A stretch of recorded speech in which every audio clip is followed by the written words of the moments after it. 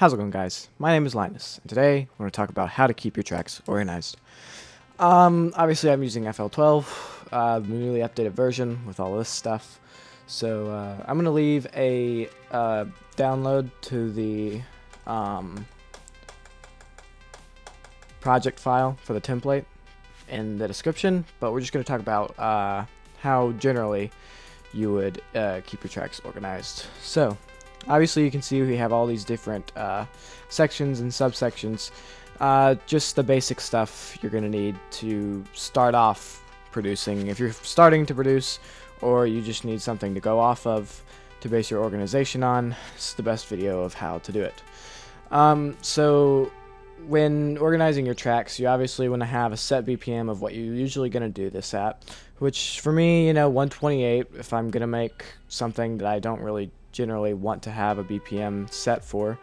But you can always set to a different BPM for whatever genre you usually make.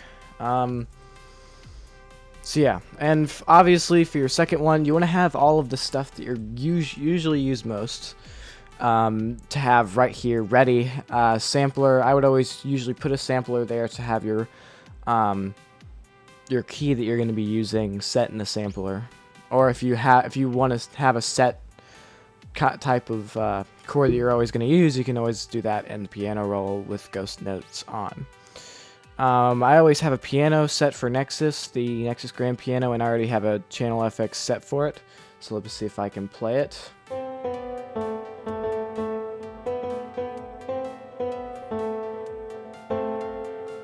So it already has all of those on there, so it kind of already has the FX done for it. So you can do that.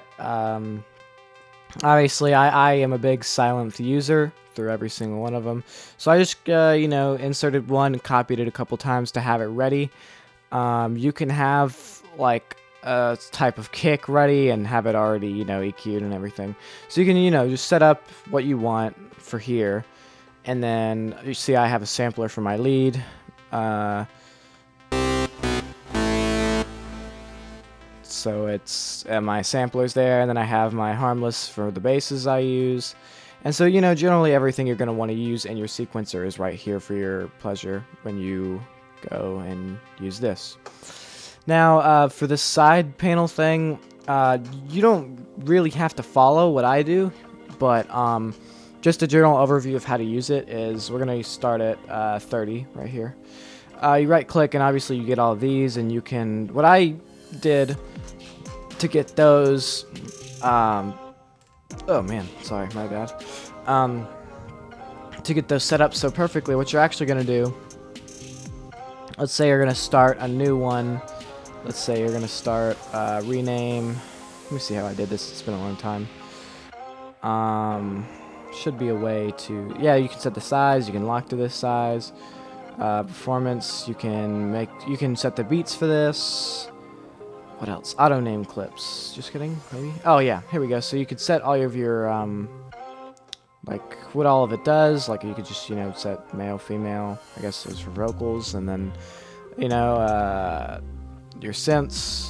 And then your percussions and your general overview of instruments and numbers and whatever that is. Channels. You can also go down here and select a preset one of these. So let's just say this is going to be your MIDI channel. They already have it preset with a symbol and a color to identify this is going to be the MIDI channel. What we're actually going to do is we're going to make a couple of MIDI tracks. So if you wanted to set up like a live playing sort of thing or anything like that, so we're going to have, let's say, about 3 MIDI channels. So we're going to have 3 MIDI channels. And what we're going to do is we're going to say this is the start of the MIDI channels. So we're going to group this with the track above. So then let's just move this one down. Oh, just kidding. Hold on. Let's move this up. Wait, what? Group with this one above. I do not know. When I set up this up, it was kind of, oh yeah, here we go. So it's going to check. I don't know why I was so against that. So it's going to create a chain, this black chain right here, to say these are all linked from the first one up. So you see this, it's a big black chain, and this is the actual section, lead and piano, and these are the subsections of the others that you have there. So you can create that, and then obviously you can delete them. Oh, I literally deleted it. But yeah, that's how you do that. Also, some other cool thing you can do is, I love doing this. I actually haven't done it yet. Man, let me see if I can figure out how to do it this time. Here we go. Group color select gradient, and let's do like maroon red and black. So then it does that, and it does a cool switch from dark maroon red with black all the way up to white. And you can do that obviously by clicking on this color correct. You could do random, which just does whatever. But let me actually find a different one that I actually like. Do like blue, dark blue, and let's do white. See how that works. Like you know, that's not good enough. I'm gonna mess around with this until I like it. So let's do like let's do maroon and then very dark blue. That looks very cool. All right, so I'm gonna save that. So that's saved, and that's basically about it.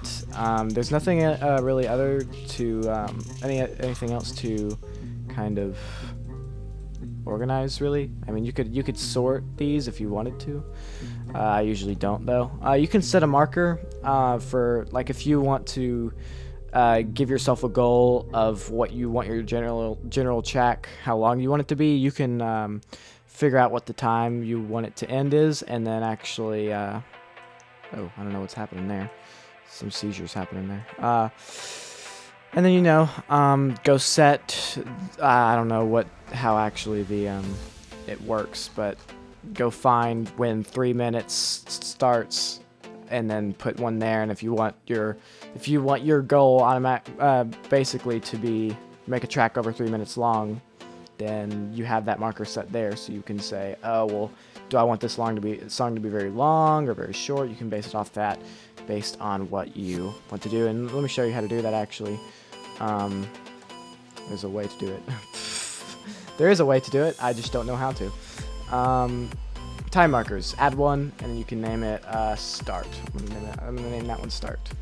And so based on where you put your marker at, this one for some reason it's ruthless. It will not let me do that. But that's basically it for organization. You can add these yourself. I'll leave a download for it in the description, and you can also you know, set loops, marker pauses, starts. You can place a loop, add a marker. I mean, with FL, literally organization can go as far as you really need it to when it comes to production. I would say if I did not cover something, you can either tell me or just, you know, look through all of these. Look through all the drop-down menus and look through all of this. Just simple things where you need it to be organized.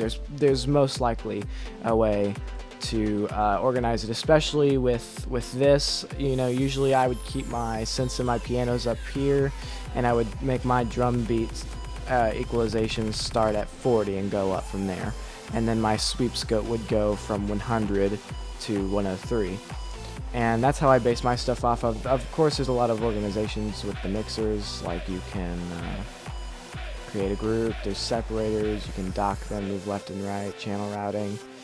Obviously you can do files, save mixer tracks, just a bunch of stuff like that. And obviously for, you know, the samples and stuff, just go to file settings, and you have all of these, and you know, just simple things like that can keep you organized as much as you can with FL, because organization is basically endless.